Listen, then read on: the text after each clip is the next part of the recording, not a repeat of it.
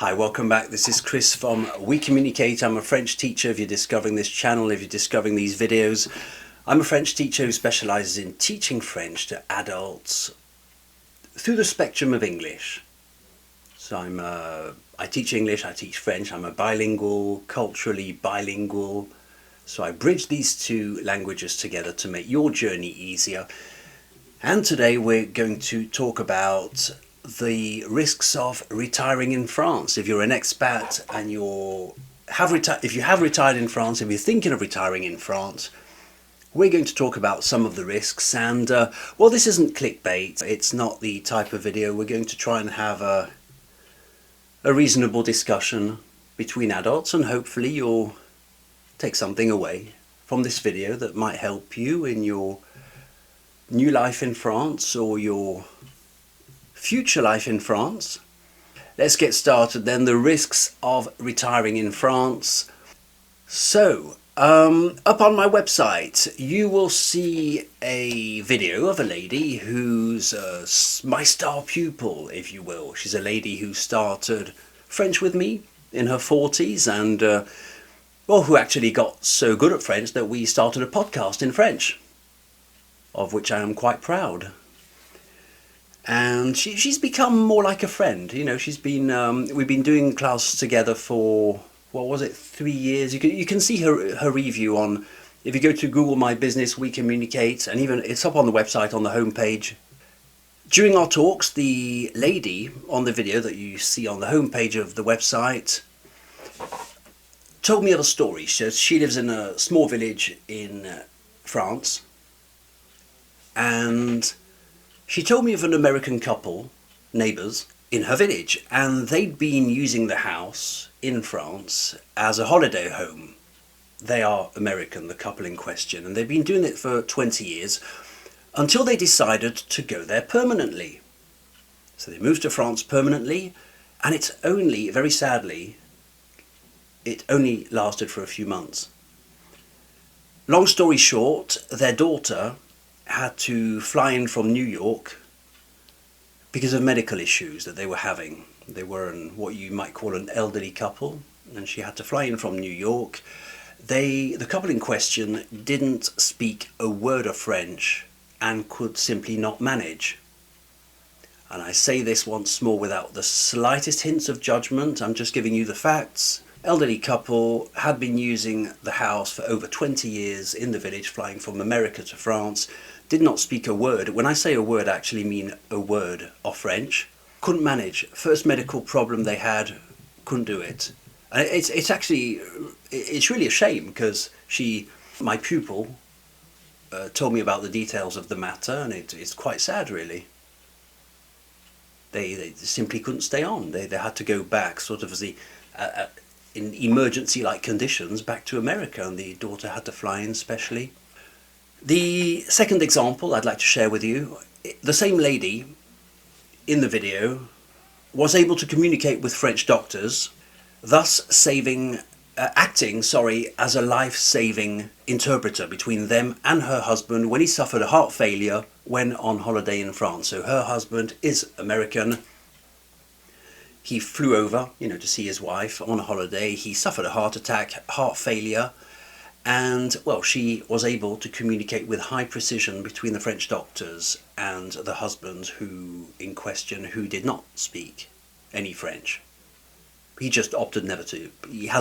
In all fairness, he has no use for French. He only occasionally visits France, so it's not so much on him, but I'm talking about the lady in question who managed to help save his life. And you can read all about this in her review next to the video or on My Business, Google My Business. Third example, I taught the two daughters of an American family, and I'm going to sit back, it's going to creak a bit. That wasn't too bad. Okay, not too much noise. I taught the daughters of an American family, you can see the Facebook review, whose parents had decided to relocate in France. Fluency in French was probably needed a lot more than initially expected, and especially during the pandemic. The family relocated back to America. I am summarizing the story, but very much so. but they came to a point where they really did need French, and they went back to America. Very nice family. Another very kind lady from England this time, who had the project of leaving Britain to live the dream in France, also ended up going back to England 2 years later. And you'll see her Facebook, you'll recognize the review, the review, sorry, from Facebook. She mentions, I discovered Chris with only schoolgirl French. She refers to schoolgirl French, so that's her story. She tried her luck in France and it didn't work out for many reasons, but partially the French language and finding work and other things. So, all this to say that you would be amazed at the thousands of expats who relocate to France every year and overlook the oh so negligible detail of becoming fluent in French. And if you care to check, their stories are all over the various Facebook groups for expats. It's called Americans Living the Dream Life in France, Retiring in France, British Expats in France. There are many groups on Facebook. You can read their stories. And it's a very repetitive sort of narrative. Many people face the same difficulty. And I think part of the problem of going to France without actually thinking of French, of using the French language or preparing adequately, is there's a belief that French people speak English. Or I think these expats think that they'll pick up French in their daily interactions at the bakery, or they think an app or a smartphone will do the job. The idea that anyone's going to pick up French to a satisfactory level by interacting at the bakery is just, it's so unrealistic you could hardly comment on it. It's just simply not going to happen. You are not just going to pick up a language. There are many reasons why this won't work. When I was last at my parents' in Belgium, my father had a stone that caused a blockage. I had to phone the ambulance at 10 p.m. and describe the situation. It was all in Dutch, and my 80-year-old mum could never have coped. The ambulance that came saw us as foreigners. That's a story within the story. First emergency, get on the phone, what's the emergency numbers? Try to describe the situation, that there's an 82-year-old man with a problem. He hadn't passed water all day, big emergency. Try to describe that in Dutch, in a foreign country, at a later age. And the second problem is the ambulance that came saw us as foreigners. And they gave us a very bad attitude, claiming that they were not a taxi service. And so these things do happen, more probably than we would like to think. Emergencies do happen, and knowing French is necessary in these cases. I think the first problem is in what we imagine France to be. Because I think that many people have this idealized view of France. We all use our imagination when we form a mental picture about things. It's the way the mind functions. Before moving to America, I had an idea of what it was like. Now I know that it's hyper-corporate, that there are guidelines for everything, and that tradesmen don't usually like British accents. I come across as snobbish, it would seem, but the ladies seem to like it more than the men. Okay, that's just a little joke thrown in. You make up a story in your mind of how things are going to be. We do this for everything, for small things, for big things. It's just the way the mind functions. And then you discover the way it really is, of course. The second point that's crucial to understand, I believe, is that despite our belief that we are rational people, we make most of our decisions based on emotions.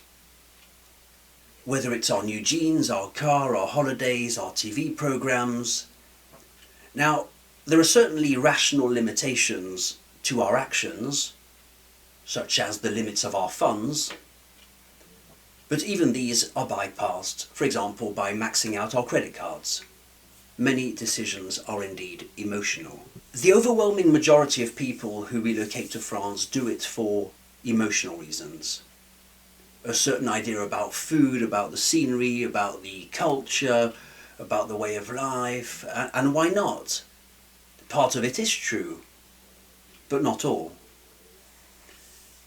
At the moment, we could almost say that the taste of cheese and wine weighs more heavily in their decision than their future survival skills as it pertains to French.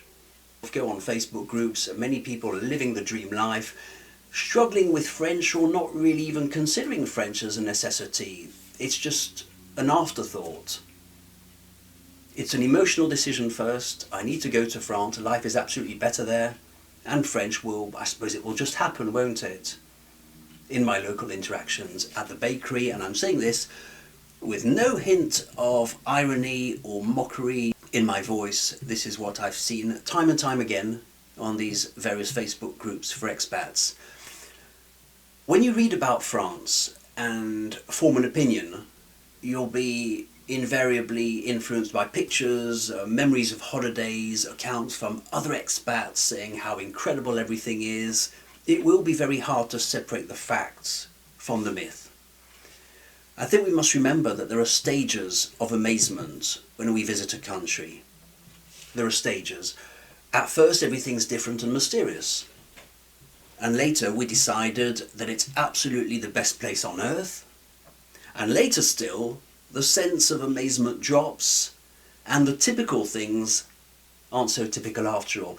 I remember when I first came to America, it was all about, oh look how many fast foods they have, and I was amazed at the flags everywhere, and I had many ideas about America, of what it might be.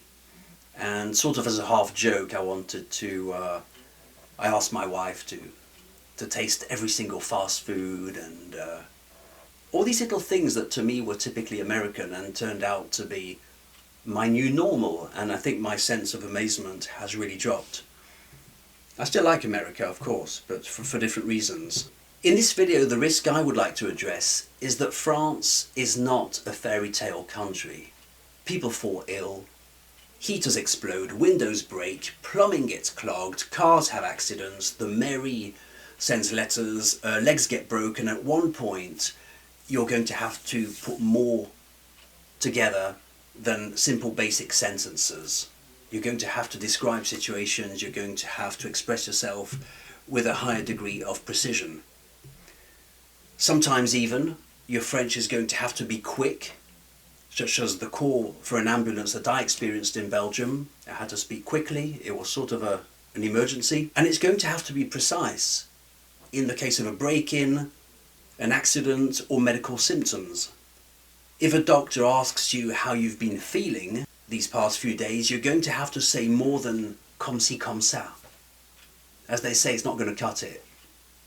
And before we move on, this business about the emergency that I experienced in Belgium, I really did see that sometimes you have to speak quickly and you have to speak precisely, because my father had not been able to pass water all day. We're talking about 8 hours, it was hurting more and more. Well, you have to explain on the phone, where is he now? Where do you live? Is he sitting down or standing up? How's he feeling? Does he feel dizzy? Does he feel... That they have to know when you phone for an emergency. And I had to explain that in Dutch. Luckily my Dutch is all right. It naturally can be a lot better, but I was able to get through that phone call. And this shows us that there is a real need to know French, more than A1 or A2 level. It's not a question of getting by. It's a question of really being able to use the language. Now, the second problem I'd like to speak about is, are the language schools in France? Now, this is a point of view, of course.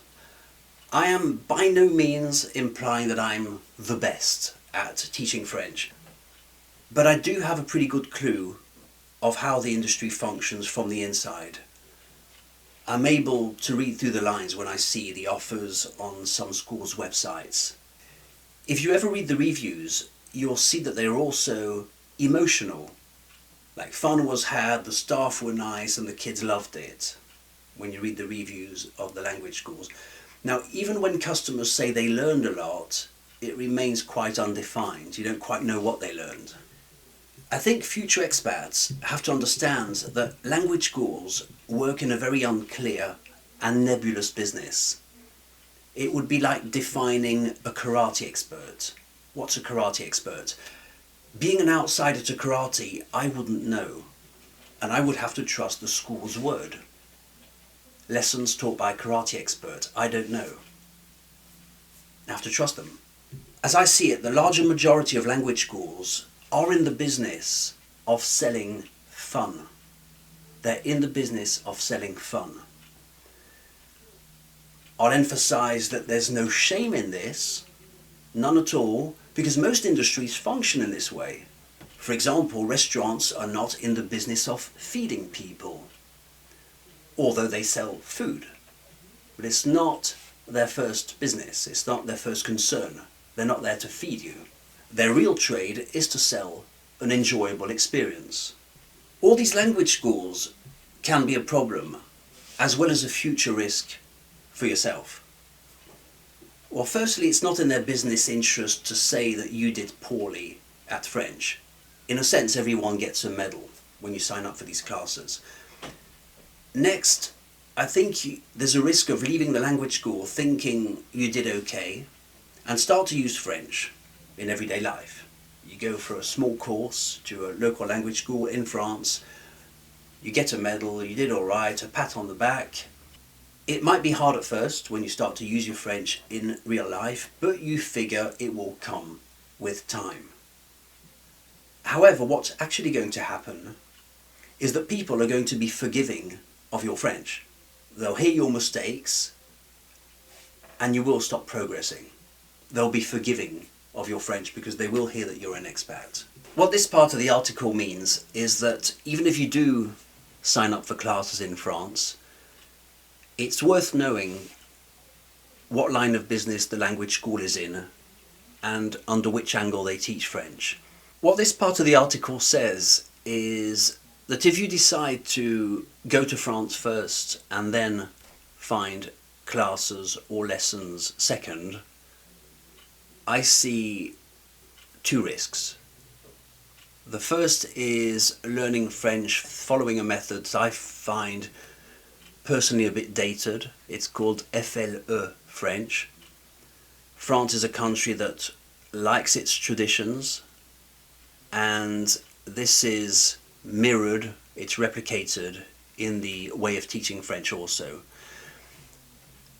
I'm not a believer in FLE French, FLE. I think it's outdated. I think it's static. I think it lacks that necessary breath of fresh air, and I don't think it works for everyone. And I really don't think it works for people who have English as a native language. That's my take on it. The second risk is when you find language classes in France, there's a risk of not exactly knowing what you're buying. Because it is a fact that a lot of language schools are in the business of selling fun. Then again, there's no shame. It's nothing reprehensible. Most industries do work in this way. We all know that when you go to a restaurant, you're not going there to eat. You're going there for a pleasurable experience. That's really what they're selling you. So a lot of industries do work in this way, but we have to be cautious that you might sign up for French classes in France, and you might leave the course or the classes as a confident user of French, thinking that you're well on your way to speaking. What's going to happen, we see this in every country in the world, people are going to start to be forgiving of your French. They won't correct you, and you won't learn in everyday life, and you will carry on mistakes for years and years. The third problem I'd like to talk about when retiring to France is the fact that it's going to be more costly for yourself, higher costs for yourself. During an online class one day, I saw a French plumber leave the house of my student. He was in the background, and she asked him in French if it was réparé. So he was a plumber, he'd come to do the tap, the faucet that was leaking, and she asked him, said, "Sorry Chris, I need to speak to the plumber," and she said, "C'est réparé, mended." Being a non-native, my student, she didn't pick up on his mocking tone, the plumber. And he said, "Well, yeah, if I'm leaving, it means it's mended." I thought the tone was very, very rude, There was a hint of disdain there that I picked up in French. And she then asked him if le robinet coule. Does it drip? He played on the meaning of coule, which also means leaks in French. And he said, well, yeah, of course it leaks. But what he really meant is, of course it's running properly. So in French, if she asks, est-ce que le robinet coule, is it dripping? Oh, le robinet coule, it's leaking, it's dripping.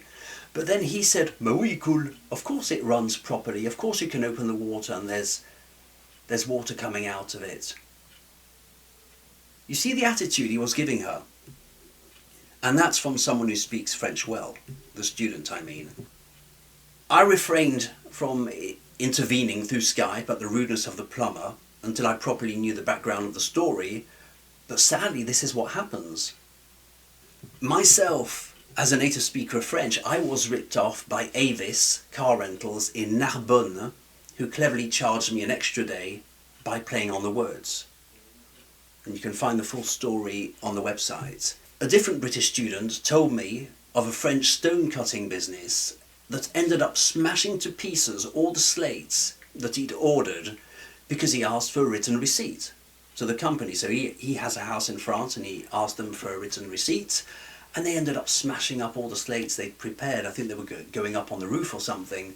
And then word got out to the other traders that he wasn't a person, the Englishman in question wasn't a person to do business with, and stay clear of him. And even if you do speak the language, in your own country, I've seen this firsthand with my family, that life is always going to be more expensive when you're older. Businesses just do a less good job. I saw it in the UK with the cleaning business that my 80-year-old aunt hired, and many others. They figure you won't complain. They figure that you'll be happier with less. They don't do the same job when you're older or when you're younger, and they do an even less good job if you come across as an expat or as someone who doesn't speak French at all. And that's why I say life is going to be more expensive. The probability of French electricians, plumbers, mechanics, gardeners, masons overcharging you is extremely high, especially if you're French, is that of a foreigner. If we see the world through their eyes, they probably see a wealthy foreigner who's come to retire in France. And all those extra costs will absolutely add up if you can't verbally argue with them. The fourth problem I'd like to talk about when retiring in France is called, where are my friends? Both my parents are 80 years old. They live in Belgium, and my British mum doesn't have that many friends. She made a few expat friends over the years, some of which moved out, remarried, died even. Because of our imagination, I think that we overlook the issue of friendship and socialization. We think it will fall into place, but I think that a so-and-so level of French will send out signals to people and make it an obstacle to include you in their group of close friends. It sends out that signal. If you're an expat, you can't really participate in the conversations at that level. It is extra work for people, for French people, to include you in their social group. There is this barrier, and we are tribal people. You know, you're not on that same level of connection with the others if you don't know French, and it is going to be an effort for you. But just as the couple I mentioned at the beginning of the video, those two people were very isolated. They never did learn French, and even if they did speak a bit of French, it wouldn't have been enough. And I think each of us can ask ourselves, what is a reasonable level of French? What's the level of French I need to reach before retiring in France that will guarantee that I'll mix with people and make friends? The fifth problem I called a mission half accomplished. It may be nice enough to view France as a spectator and only knowing English, but at the end of it all, there'll be the feeling of a mission half accomplished. Maybe you will have seen, but not been a part of it. You will have been a spectator, but not a player.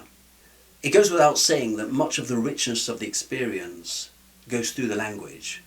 Not knowing French to a sufficiently high level is like being not quite tuned to the frequency. If you don't know French, you're not quite on that same frequency as the others. Not knowing how French people think and exchange ideas limits the visitor to seeing the decor and the landscapes. The bread might be still as delicious, but the experience will be hugely limited. Taking my own inside knowledge of the French people, the very last things I would use in my description of France are precisely those that tourists rank highly. The core of a French person has nothing to do with the cheese, the wine, or even the Roman bridges. But for this, we must know them on a deeper level that will only come through a proper use of the French language. Thanks a lot for listening. Right, what I'd like to do now in the second part of this video is have more of an informal talk about this article and try to expand on a few ideas I've shared with you today. Hopefully you didn't have too much of an impression that I was trying to flog the goods, as it were. It's true that I do sell French, I do teach French, and in this sense I am biased, but a lot of this video is based on things I've seen myself, that I've experienced myself as an expat. I'm currently an expat in America. My mum's an expat in Belgium. I spent time in Germany. I've observed many expats also, and I think I'm very observant of the degrees of communication that we have in everyday life. The first example that comes to mind, opposite, there's a very nice Indian lady, subconsciously, because her level of English isn't good enough, even though I have a positive disposition towards her, I think subconsciously I know that it would be an effort for me to be friends with her, because our conversation would be strained and because I'm not sure we'd be understanding each other on the same level, regardless of our interests, regardless if she likes bass playing or not, or the music she listens to. People are like that. And if you're thinking of retiring in France without knowing French, it's going to happen to you also. And it may be fun in the beginning, the first year, the first 2 years of going to the local boulangerie, buying your bread and everything, and there's a bit of a fairy tale to France. But I think it's worth thinking, how far is that going to go? Some people have been living the fairy tale for decades. Bonjour, c'est Madame l'Anglaise, oh, l'English lady, okay, bonjour, comme d'habitude. And they leave the bakery very happy because they've put 2 words of French together, but they're missing out on a lot. To go back to the article, I really did hear of this very sad story of the American couple having to leave because they didn't speak a word of French. The lady who left me the review really did speak with the hospital staff on a very high level of precision. It really does happen that sometimes you have to speak French quickly. I think there is a real problem of imagining what France is like. I think a lot of retirees do move to France with the intention of living the dream life, and they don't spend a lot of time thinking about the necessity of speaking the language.